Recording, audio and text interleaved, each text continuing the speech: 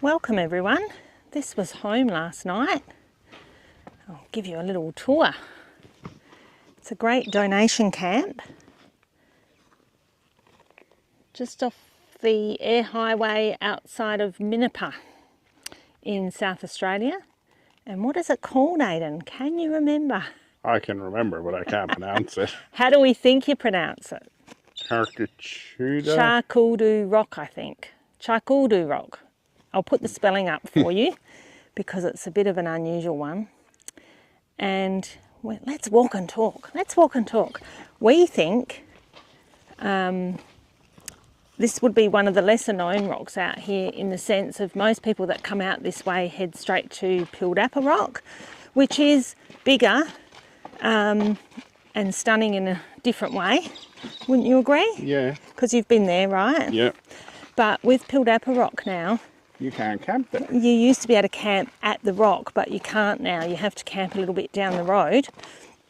So we'd both been there before, and this one we can actually camp here. It's a donation camp. So much space. We arrived yesterday in the afternoon, late afternoon. There's an outback dunny for you. Very clean. Toilet paper, hand sanitizer. Yeah, but we arrived late yesterday afternoon, and up until about, 6:30, 7 o'clock last night, we've been the only ones here. And in fact, I think the other van that rolled in, have they gone now? They've gone. Okay, so they've gone. So you've got a gas barbecue here, some shaded areas, which actually there's quite a few all around the rock. And if you do decide to stay, don't forget to donate, because even if you can just spare a few gold coins, on Wiki it was listed as $10 a night, wasn't it? There is a little, for those of you that might not have seen these, sorry, there is a pole here and you pop your money in there, because I saw quite a few people on Wiki saying I couldn't find the donation pole. Don't think you looked very hard. But then to be fair, they might have gone around the other side. And if we all just donate a little, then that's what keeps these amazing camps open for all of us. And to be fair, someone has to come and clean the toilet, take the rubbish away, and maintain it to some degree. The thing I will say with this one, everyone, is, it's absolutely stunning. I don't know if you can see, but there's not a lot of level ground around it. So if you're in like a rooftop tent or maybe a swag or something, it's a lot easier to find a level spot. But because we're in the rig at the moment with the van and the ram, we're quite long, and it took us a while. And I think the other van did the same thing, because they drove to all the spots that we thought, oh, that looks quite level. And then they ended up moving to a different spot and went into the spot that we originally picked, and then we were like, no, we can get a bit closer to the rock over on that other spot. So that would be the only thing I'd say. But if we were actually just being a bit lazy and didn't want to get out our levelling ramps because we were only here overnight, so if you're not worried about them, then you've got absolutely no issue if you're not worried about that. So this is one side of the rock, as you can see, and we've been to quite a number of the rocks on the Eyre Peninsula, and they are all different. This is granite, and when you're walking on the granity gravel sand, it's really cool. And most of the rocks in the area, they built these walls around the base of them as water catchment, and it flows all the way down to the end down there into a big reservoir. Well, a man-made reservoir. Concrete one, isn't it, actually? Yep. Did have a roof on it at some stage, but not anymore, but there is water in it. Yeah. And I don't know, it's so quiet. I would take this camping here, somewhere like this, 10 times over, an RV park. There's so many great camping spots in Australia. And actually, I think we've been very lucky here for this night that we were here. So it's the 1st of December today, first day of summer, and we've probably had a handful of flies. Yeah, if you look at the reviews from 3 weeks ago, people are like, oh my God, we were there with 5 billion flies. But they've just had rain through this area, so I think that's really helped us. Anyway, Aiden's thrilled. Let's go and walk. Let's go up to the top and check it all out.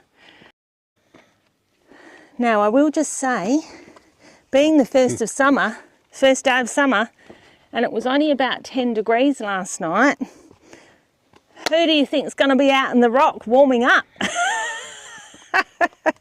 I reckon every snake and lizard in the vicinity. And when you're walking on rocks like this, as you can see in winter, it gets all the moss. It's really easy to stumble upon a brown snake or something like that before you're even on it. And I actually had that happen to us once upon a time. I reckon it was down on the York Peninsula when my kids were little. And we went to this rocky outcrop on the sea and went, oh, we'll be right, there's probably not many snakes around. Oh my Lord, a nest of babies. And we were kind of upon them before we actually saw them. So it's always stuck in my mind. And now I just take it slowly and easily and always checking it out. But awesome spot to come and check out the views. How's the beautiful clouds, Aiden? Oh, there's not too many. Up there. I know, but look at the shapes. But I'm looking at the rock and these hollows. Yeah, there's some that are balancing up the top too. Well, this one's...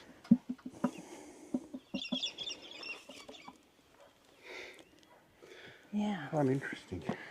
And as you can see, everyone, stunning views of the surrounding area. That's the Gawler Ranges in the distance, which is we'll all... get up there too sometime.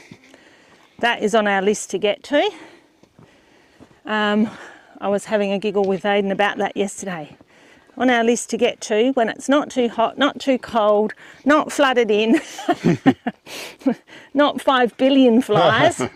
We can handle maybe 1 million flies, but not 5 billion. It'd be pretty cool, Aiden, if that wedge-tailed eagle would come back. When we got here yesterday, tell everyone about that. Oh yes, there was this big wedge-tailed eagle around the other side up on top of the rock. Massive wingspan. Yeah. So it must be fairly mature. Yeah, and it was just taking off, soaring above, doing little dives. Then it would sit back up on the rock and look at us, and we didn't get any footage of it because we were looking for somewhere to camp. And of course, once we pulled up at camp, it decided to go. So that was a bummer. There's a feral cat down there. A feral cat, is there? A cat in Oh yeah, there's quite a few feral cats about in the bush. So it's an interesting rock formation. And as I was saying, it is different to the others that we've seen on the air. Looks like some of the statues. Yeah, this one has got almost like standing statues around the side. And that looks a bit like an eagle's head from this side. Which one? This one here. You come up. Ah, yes, it does actually, which is interesting that we were looking at the wedge-tailed eagle and that might have been what it was perched on. Quite interesting, isn't it? This rock is, it's amazing how it gets eroded or scalloped out underneath. Yeah, and proof that life's a bit of a balancing act, hey? Check it out. It's just so good. And what's really good is that we are the only 2 people here wandering around. And that's not unusual. Pardon? That's not unusual. And this is what we like, right? Yep. This is us. So if you've just started following our YouTube channel, this is really us. This is what we love. No matter if there is 5 billion flies, we want to be out here in the bush doing what we love 99% of the time. And occasionally we will, shock horror, go to the beach, Aidan. And it's the first day of summer. With it being the first day of summer today, we might be doing a bit of that on the air. We don't really know, because our favourite way to travel, everyone, is with no plan. We really don't like booking unless we absolutely have to. And that's generally the way we roll, isn't it? Try not to book. Wow.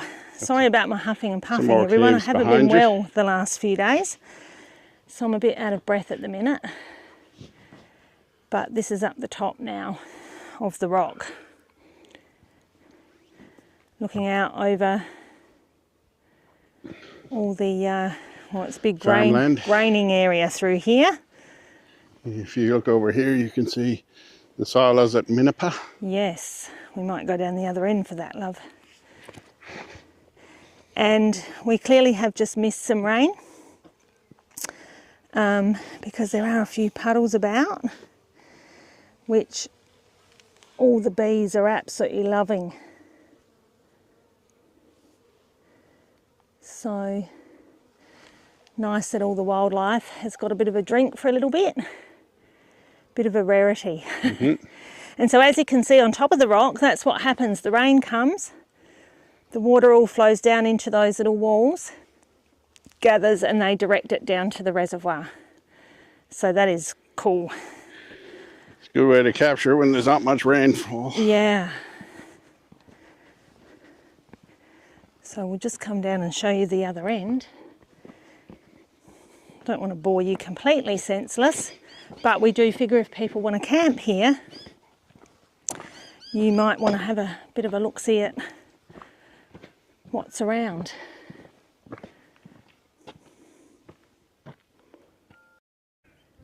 We're down the other end of the rock now, and as you can see those paths down in the distance. That's where you can camp. There is just so much space here, and I guess it has its times where it gets busier, but yeah, definitely a great donation camp, everyone. So if you're looking for an overnighter, the other van that was here, we didn't get to chat to them because they came in late, and then we were having our dinner. They were quite a distance from us. The kids were having such a great time exploring the rock, and I love hearing that. You know, they're out and about doing it and loving it all. And the sunset was spectacular as well. You're getting lost again. No, I'm not getting lost. I'm exploring. Like, check out the... Yes, they're quite impressive. The pieces, yeah, that fall off. Some of them look like pieces of, I don't know, backbone or something. They do kind of look prehistoric, don't they?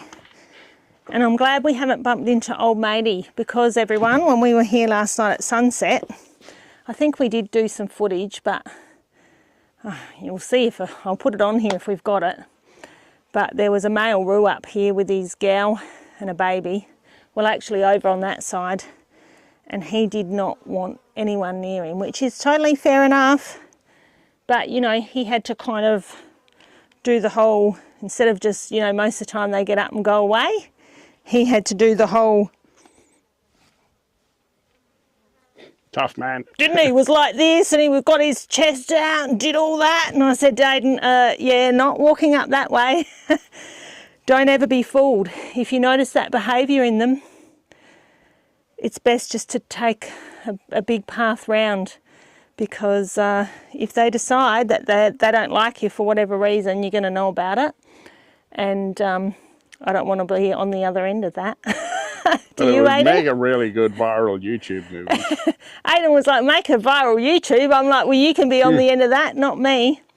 Anyhow, yeah, the sunset was specky. But yeah, the way all the pieces fall off, and we did actually, as I said, come up here last night took some photos and things, but I said to Aidan, I need to get back up here this morning because the light's totally different on this side now because the sun was setting on the other side. So, you know, I get myself into some pretty awkward positions taking the shot sometimes. And if you're interested in looking at our shots or the blog, because we do blog about the campsites and things as well, you can catch that on our Facebook page. I do try and put a little bit in our YouTube community page as well. But the Facebook page for the longer blogs, the details really of where it's at, if you haven't picked it up in the YouTube. And then I'm swinging around at the moment and want to use Instagram more for the photos that we take on our travels. So we've got all bases covered. So, except TikTok, but we can't figure that out yet. Well, that's not entirely true. I've got a TikTok account and have had it for quite a while, but you've only got so many hours in the day, and, you know, I just find it laborious. The time is laborious it put into all of these things, trying to create content. So there is a fine line between enjoying your travels and then spending too much time doing the content. I don't fall into the latter bracket of spending most of your time doing content. I want to do the exploring, and then the content becomes a byproduct, really. And what we're both passionate about is sharing this part of Australia. You know, you've all seen the coast a million times. But we will share some of that too. Oh yeah, well, whenever we get there. We will share that, of course, when we get there. But, you know, we probably spend such a small amount of our time at the coast compared to a lot of other travellers.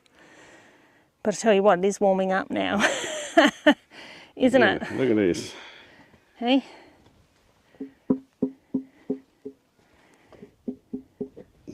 Oh.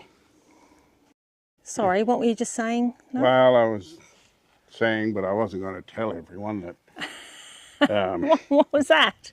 Well, everyone that knows me knows I don't like walking. But I have to admit, you need to come up in the morning and the night to see it in a different light. Oh, sorry. Could you just repeat that? No. Once only. If you missed it, tough luck. Yeah. But yes, it's definitely different in the day and the night, in the afternoon, and yeah, where because the light falls. Got here yesterday, this side, which I think is, as you can see, with the balancing boulders, absolutely spectacular. It didn't look this spectacular last night because the sun was on the other side. So if you're here, it's not a big walk. Come and explore, check it all out, and if you can, do it morning and night. There you go. That's a bit of fantastic Oz advice for you. It is a dirt road in. Do you know how far we did? About, it's only 3 or 4 k's from maybe Minipa. 5 k's max out of Minipa on a dirt road, so you do want to be checking the weather conditions. But the dirt road was graded and everything. That was all fine. So yeah, good times.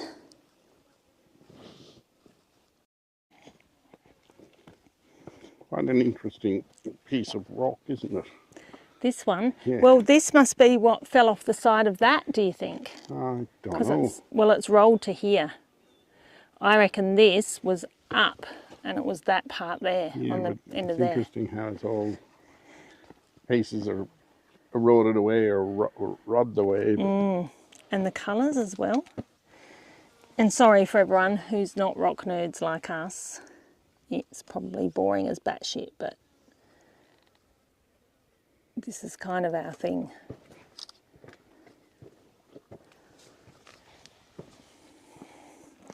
So do you think we've bored everyone enough for this episode, love?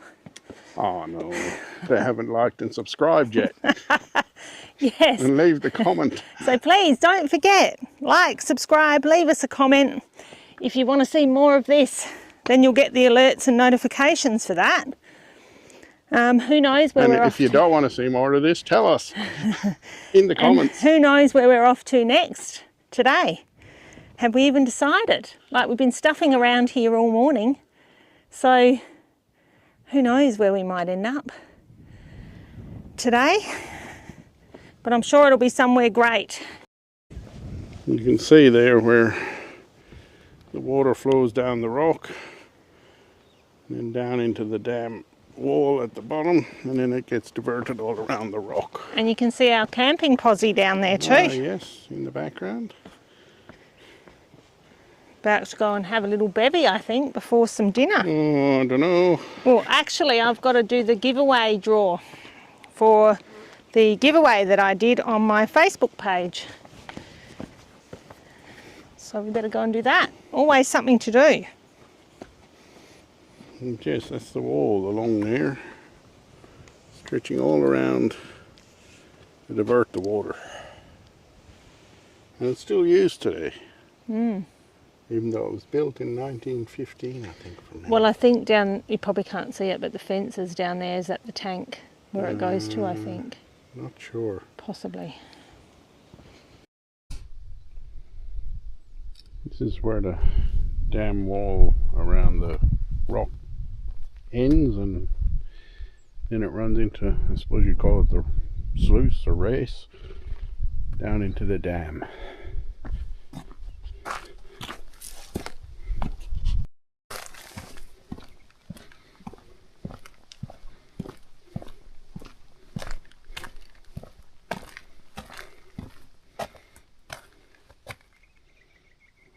Something to catch the rubbish that's washed in first before it gets out, gets into the water supply.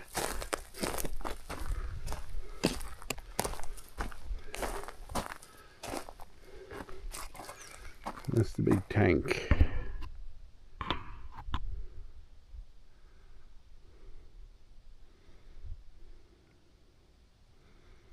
Obviously at some stage had a roof on it.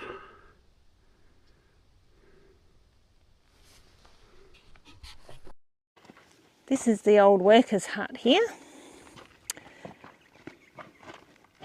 Tcharkuldu hut. Now, we don't actually know if we're pronouncing it right. The last being home to a much-loved Indigenous couple affectionately known as Tom and Tilly. It was the last home of Tom and Tilly. And it's actually, they've been doing some restoration work on it. Yes, they've re-roofed it. Re-roofed it and a few supporting beams. And just check there's no one.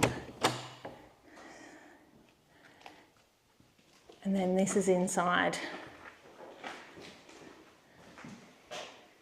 So, yeah, the new roof. I was saying to Aidan last night, I'm not sure how I feel about all the graffiti. Maybe it's a rite of passage for people in the area.